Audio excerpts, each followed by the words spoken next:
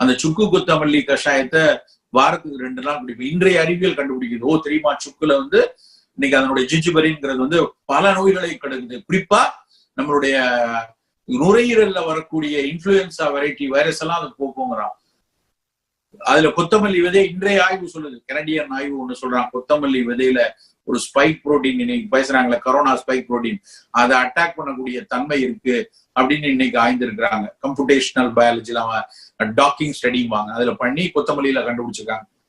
இவையெல்லாம் ஏதாவது ஒரு கரோனாவிர் அப்படின்லாம் ஏதாவது மருந்தா பின்னாடி வரும்.